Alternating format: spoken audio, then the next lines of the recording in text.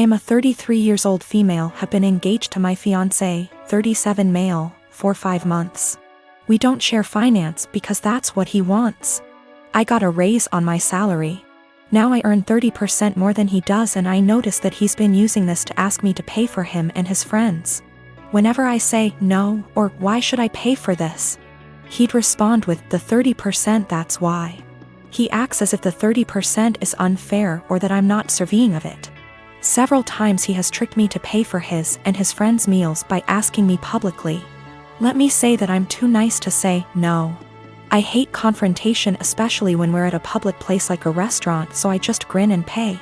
Last Tuesday, he asked me to join him and his buddies for dinner. I told him from the start I wasn't paying for their food and he shouldn't expect me to. He said he got this and no worries. We got to the restaurant, met his friends, ordered food.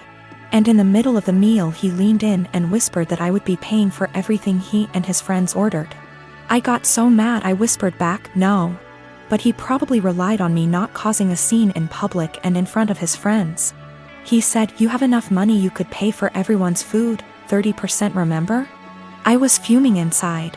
Instead of reacting negatively and losing my temper, I waited till the bills arrived. They were already split from the start when we first ordered. I paid for mine, then I excused myself to the restroom. I then sneaked out from there, got into my car and went home.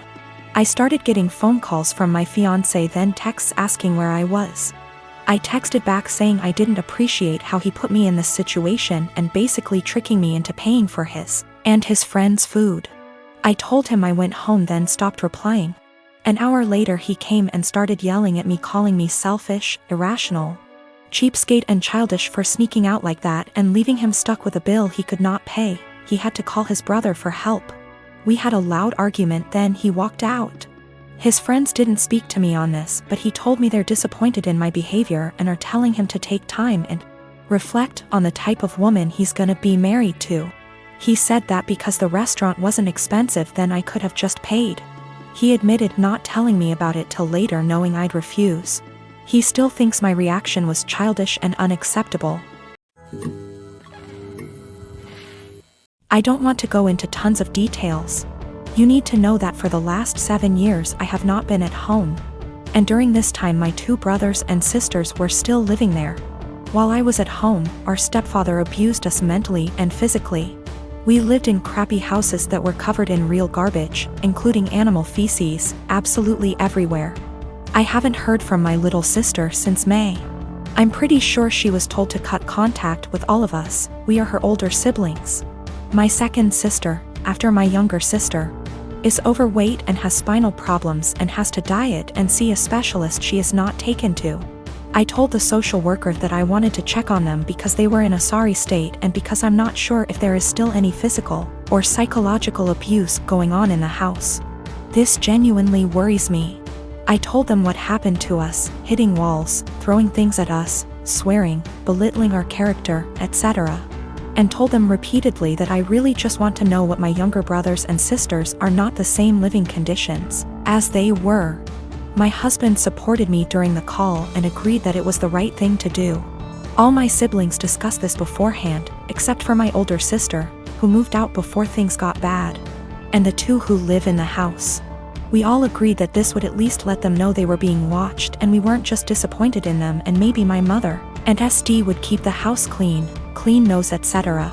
CPS contacted my mother very quickly, much faster than I expected. I mean within 3 hours. After that, my older sister, who lives far away and hasn't contacted me for months, calls and she gets mad at me because she knows I called. I didn't deny anything and just said, if they have nothing to hide, then they have nothing to worry about. It will all be over pretty quickly, to which she replied, what if it doesn't? If they are taken away? I said, I hope it doesn't come to that, and if it does, it's not on me. I didn't harm them. I didn't leave animal excrement around the house. I asked, would you let your children live the way we lived? She didn't answer. I asked again and she said, no. I'd keep a decent house, but it's not your job to tell someone else how to parent. I said, okay. So, if that's all, why did you call? I think we're done. She told me that we all need to get over what happened to us and move on. She left long before the violence started and she wasn't around, regardless of my personal experience. I can't help but feel like I did something wrong. I have limited contact with my mother because of her husband, and she denies that any of us have ever been abused. My sister asked, "Why don't you just come in and see the conditions?" I told her, I can't be around my stepfather. I refuse to expose myself to this negativity again. Even though my husband and siblings agree that it was the right thing to do, I still can't help feeling wrong because of it. Like it wasn't my place. But if it wasn't my place, then whose was it? I really would like a third-party opinion on what I did. Am I wrong in reporting my family? Honestly, should I have just kept my mouth shut? I don't mind if I don't have any contact with my mom or older sister. They don't even know that I'm almost 4 months pregnant because we don't talk very much. So the possibility that I'll never have a real relationship doesn't bother me. What worries me is that I don't know if I was right. I called my mother's CPS based on previous experiences of psychological and physical abuse by our stepfather. I have not heard anything from my younger brothers and sisters for a long time, because communication was interrupted. We lived in appalling conditions. There were animal feces, rubbish and mess everywhere. We were beaten, things were thrown at us, etc. I told the police that I was not sure if something was going on for sure because, again, no contact. But I wanted them to check on my siblings. Was I completely out of sorts? I live in a not so well-off area. I am not well by any means, but I have a Wi-Fi connection. My Wi-Fi has a 4-device limit. It's the cheapest plan they have. My neighbors have a 12-year-old daughter who has to attend online classes. I know her well because she comes over fairly often to hang out with my daughter as they are friends. Her name is Shania. We live in India. Shania is an Indian name. I am also Indian. Shania's parents told her they cannot afford Wi-Fi, so she asked me if she can use mine. I agreed, and said the only condition was that she has to study hella hard and do her best. She agreed and has been using it for a while. Over the past 2 months, I have been finding it hard to use my Wi-Fi. The web portal for the Wi-Fi says 4 devices are constantly connected to it when all I am using is my phone, and my daughter is using her laptop. Sometimes, my daughter can't connect to her own classes and uses data.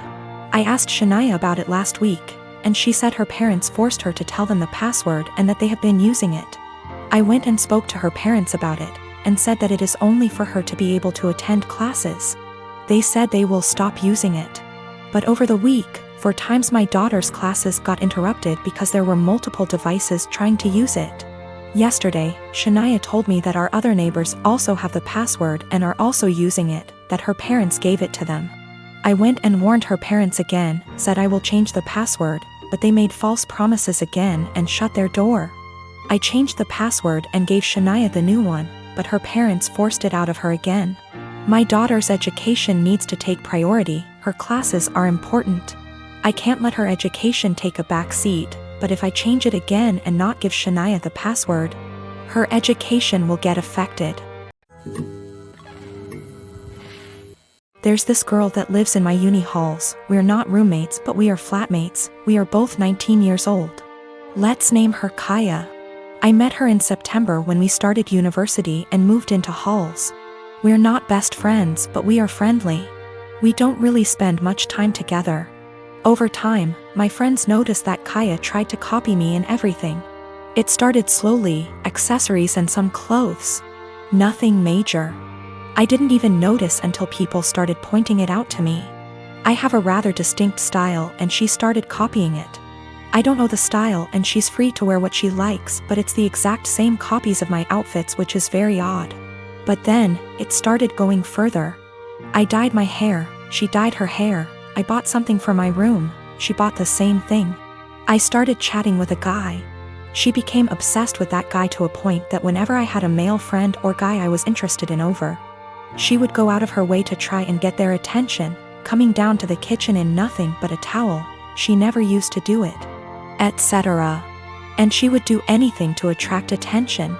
Now, don't get me wrong, I couldn't care less if the guy was looking, and even if it was my boyfriend looking. I'd have a beef with him, not her, but the blatant attention-seeking behavior was just odd. I joined societies and sports, and after she found out, she joined the same ones I did. Basically, everything I do, she copies eventually. It's just really creepy, but I haven't said anything. I wouldn't even know what to say. Over the Easter break, my friend and I were at my family house, a bit drunk, and decided to test out whether Kaya really copies everything I do. I made a post on social media about shaving my head. My friend does hairdressing and she helped me out faking shaved head, and I posted a photo with shaved head. I deleted the photo few days later and forgot about this whole thing. After Easter break was over, we had uni exams and I was focusing on that. Imagine my shock when I came back and Kaya had shaved head. And she was pissed when she saw me. She started shouting how I lied to her and why would I do that. She went on and on and on, really angry. Admittedly, I ignored her and hid in my room. She sent me a text telling me that she expects me to pay for her wig as it's my fault she shaved her head. I replied that absolutely not, that it was not my fault and she decided on her own to do that. She kept attacking me over it every time I saw her. It's been a few days since I came back from Easter break. My exams start tomorrow, and yesterday I received an email from my university asking me for a meeting over the issue. She reported me to uni over something she's done. I am genuinely confused. Was I really in the wrong?